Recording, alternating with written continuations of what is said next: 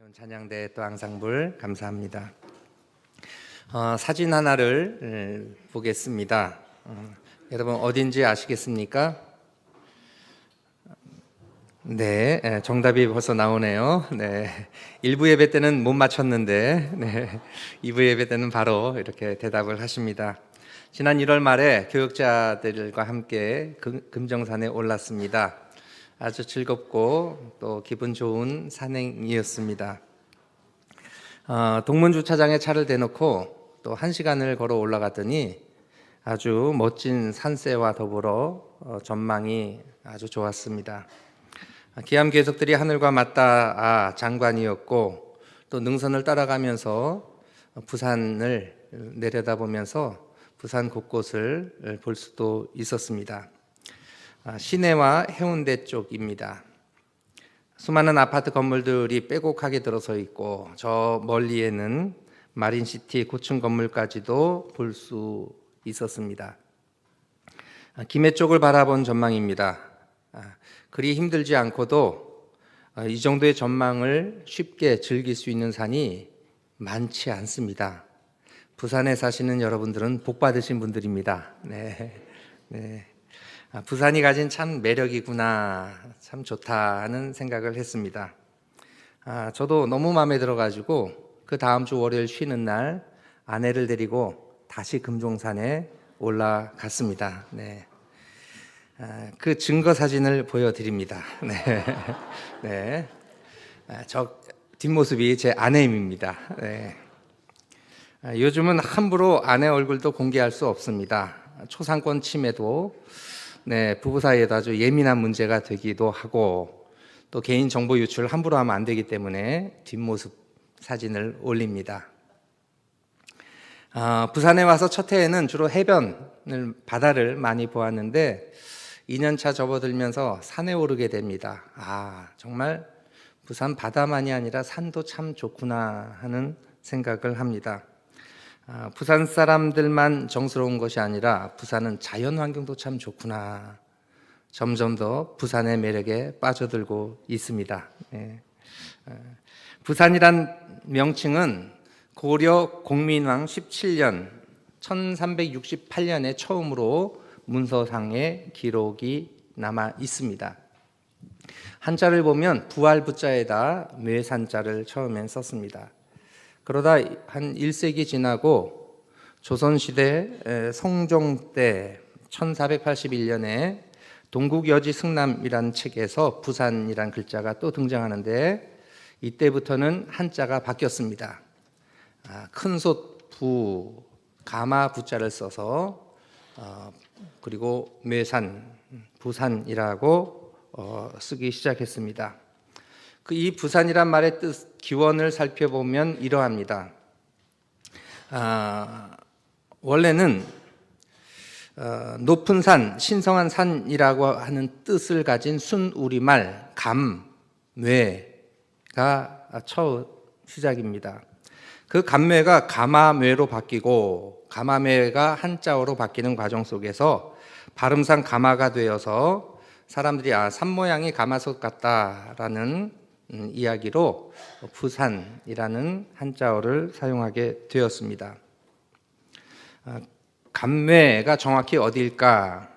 동구 수정동에서 산을 넘어서 부산 진구 가야동으로 통하는 고개가 가모령이 있는데 그 위치가 지금의 좌천동 북쪽에 있는 자그마한 산 증산이고 그 증산 뒤에 가모령이 있다고 합니다. 좀 더 높은 고개가 있었는데 이곳이 가마제, 가마고개로 불렸고 이 가마제가 한자로 부산이 되었습니다. 왜냐하면 부산진 그 항구에서 바라보면 바로 보이는 게 부산이라고 하는 가마제가 보였기 때문에 부산의 명칭이 여기서 기원했다고 합니다. 부산은 바다도 좋지만 산들도 참 많고 또 올라가면 아주 좋은 전망을 바라볼 수 있습니다. 그러나 산이 마냥 낭만적이고 또 오르기 좋은 산만은 아닙니다. 우리 교회 앞에 우리 교회의 위치를 이야기할 때 동해선 거제 해맞이역을 말하면 됩니다. 거제 해맞이역 바로 맞은편에 우리 교회에 있다라고 말하면 됩니다. 저뿐만 아니라 사람들도 많이 궁금해했습니다.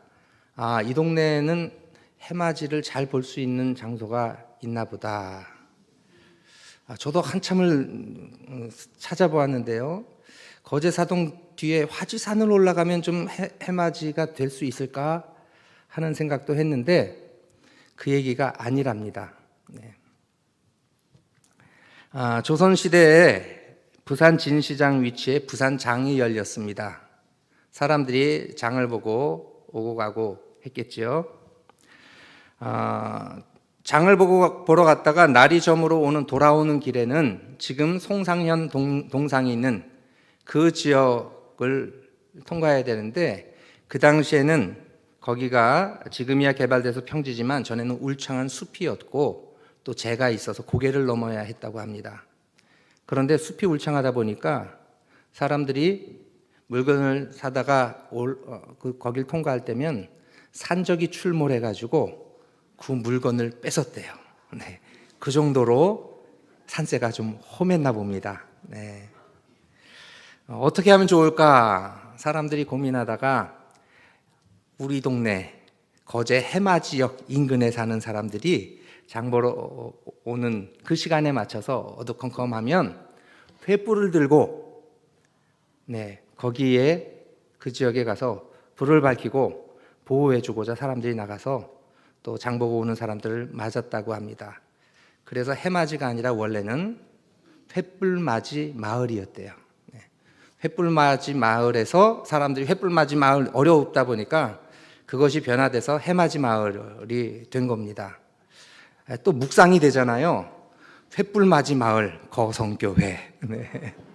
진리의 횃불을 들고 복음의 횃불을 들고 산적이던 나쁜 사람들 물리치고 빛을 발하는, 그리하여 정말 별빛만 바라는 것이 아니라 어둠의 때만이 아니라 낮에도 밤에도 언제나 횃불 들고 나아가는 하나님의 사람들이 되어야 하겠다 생각합니다. 해석이 좋죠? 네. 여러분 어찌되었거나 산은 때로는 산적도 출몰하고요, 위험하기도 합니다. 오늘 말씀 속에서 예수님께서 산에 오르시는데 도대체 예수님에게는 이 산은 어떤 의미였을까? 성경을 통해서 한번 4가지를 살펴보고자 합니다.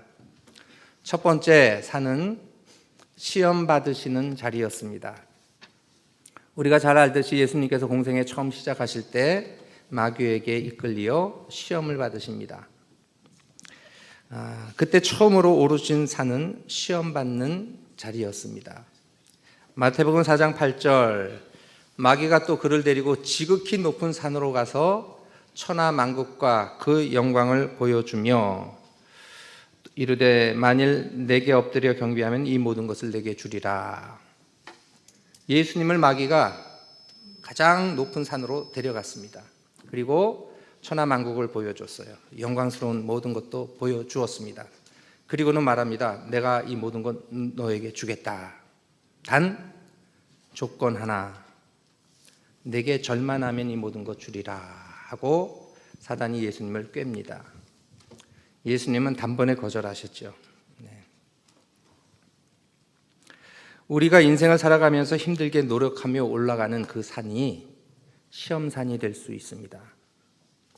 우리가 최선을 다하여 올라서고자 하는 그 정상이 오히려 하나님을 멀어지게 하는, 세상 영광을 구하는 그러한 자리로 우리를 유혹할 수 있습니다.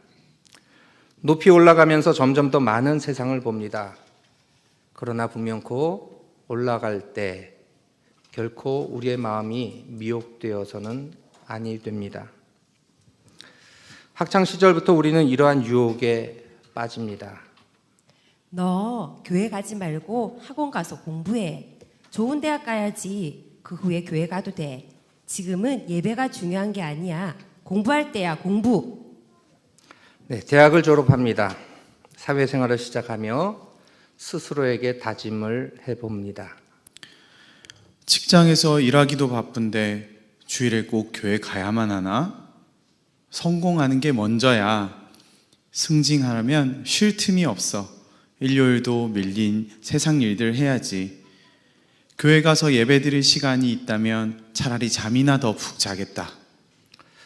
결혼하고 육아에 몰두하는 엄마들은 스스로에게 이렇게 말합니다. 에휴, 애들 뒷바라지 하느라 쉴 틈이 없네. 일요일 아침이라도 좀 쉬어야지. 교회 가봤자 울어대는 아이 달래야 하고 이리저리 뛰어다니는 아이들 쫓아다니느라 예배에 집중할 수도 없어. 어차피 가나 마나야.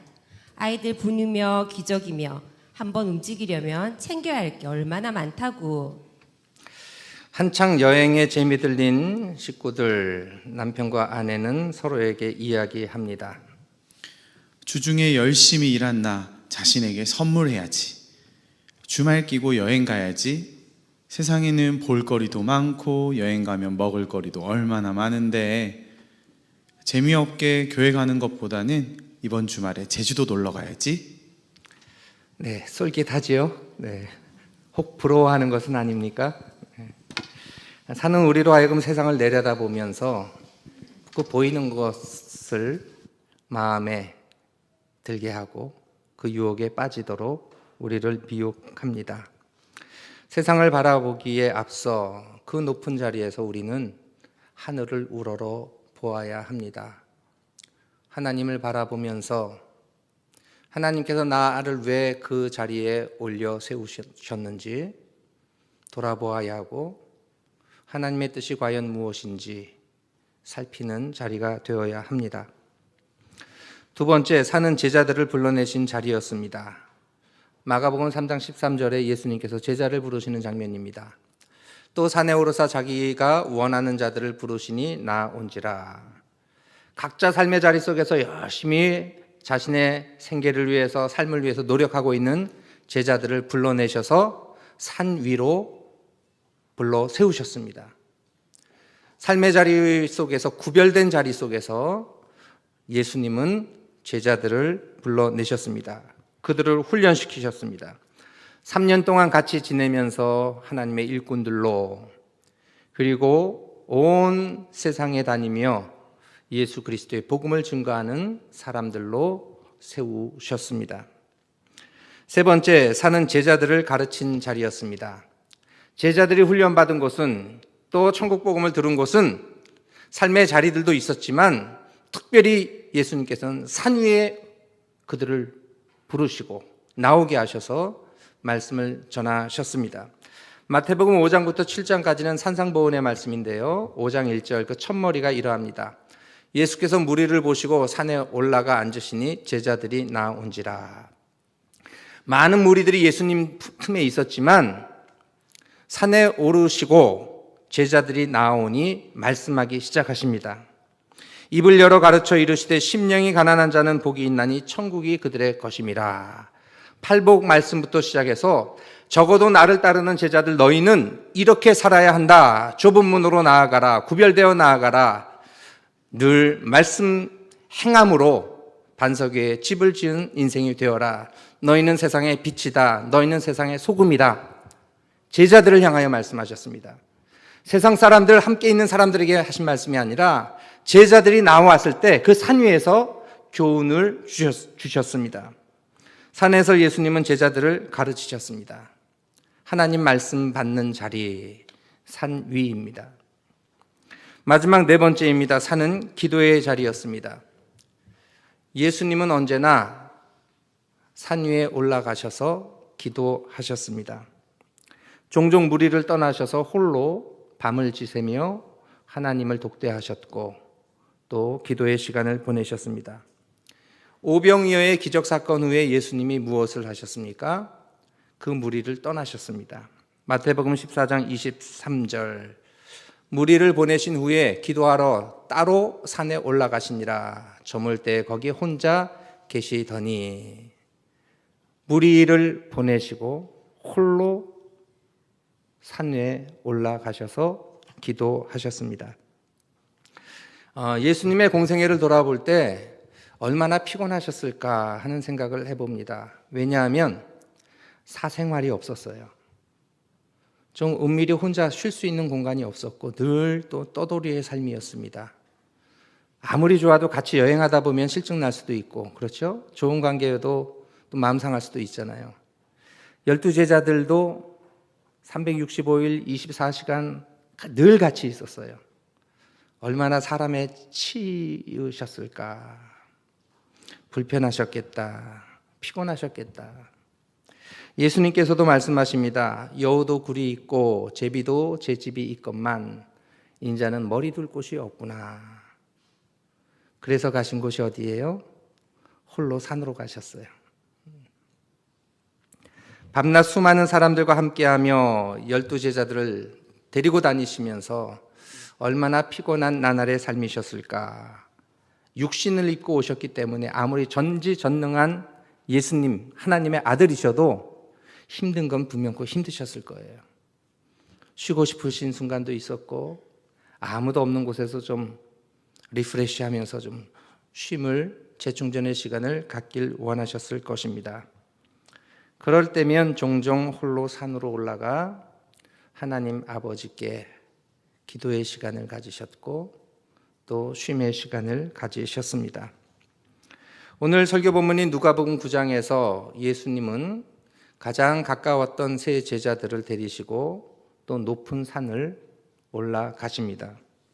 누가복음 9장 28절 말씀, 이 말씀을 하신 후 8일쯤 되어 예수께서 베드로와 요한과 야고보를 데리고 기도하시러 산에 올라가사, 기도하고자 산에 올라가셨습니다.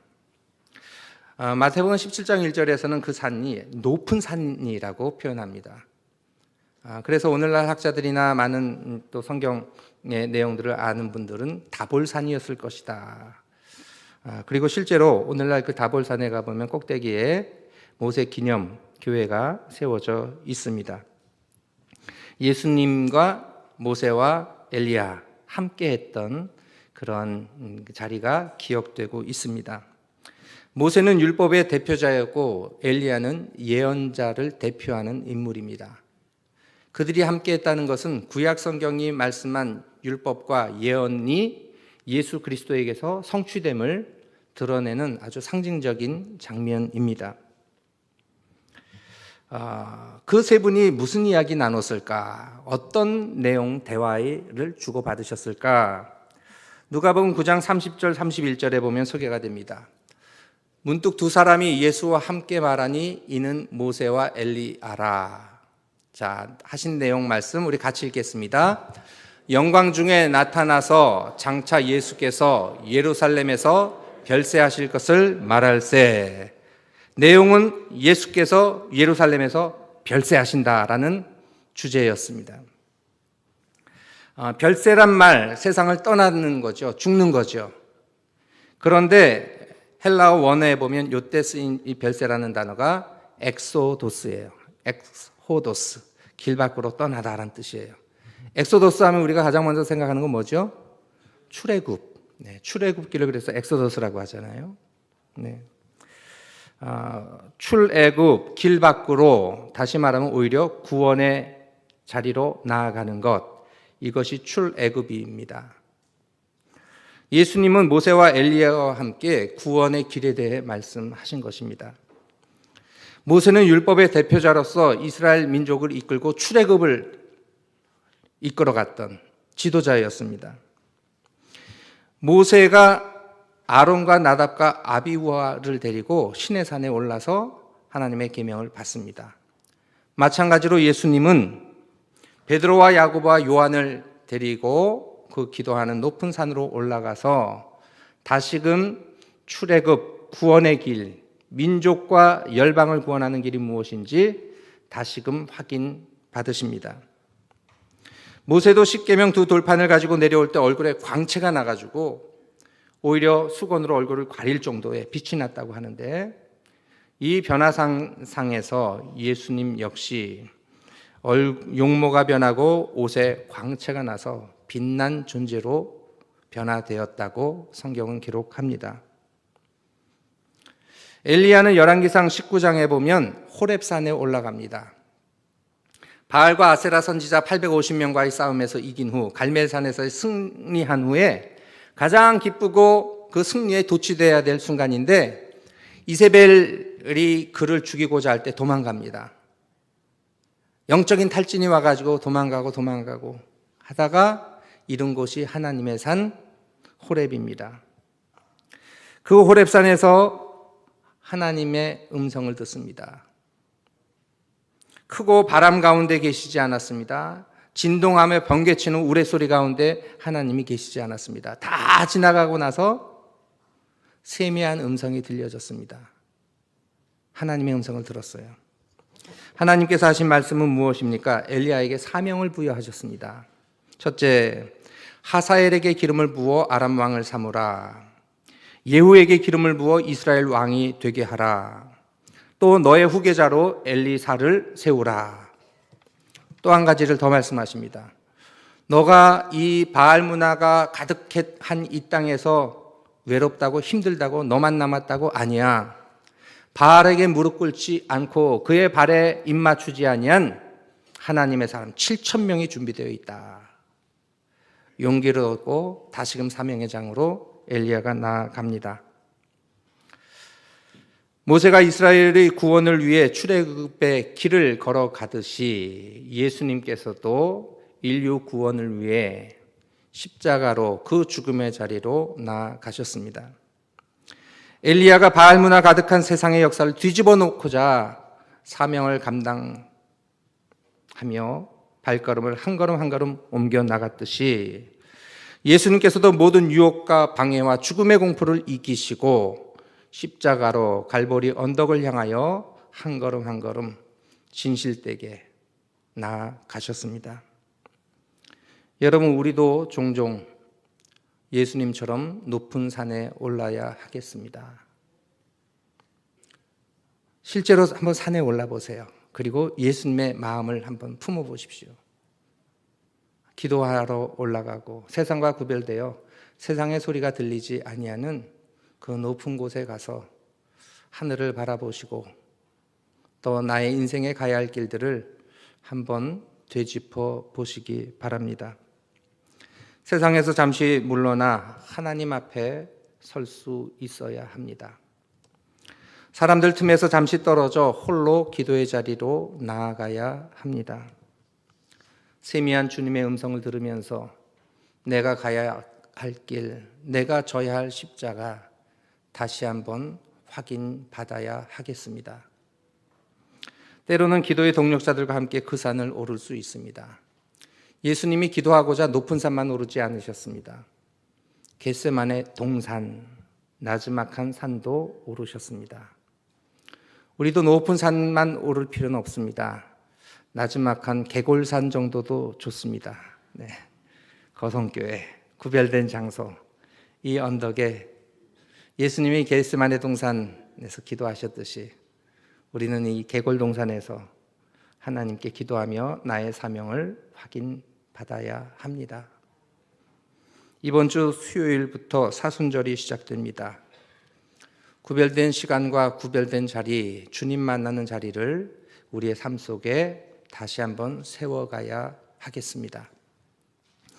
주님의 고난과 십자가의 죽으심을 기억하는 절기입니다. 내가 져야 할 십자가가 무엇인지, 내가 가야 할 골고다 언덕이 어떤 자리인지 다시 한번 마음에 새기면서 기도하며 한 걸음 한 걸음 나아가시는 우리 거성교회 성도님들, 별빛마을 예수 사람들, 횃불 높이 드높이는 거제동 사람들 되시기를 주님의 이름으로 축원합니다.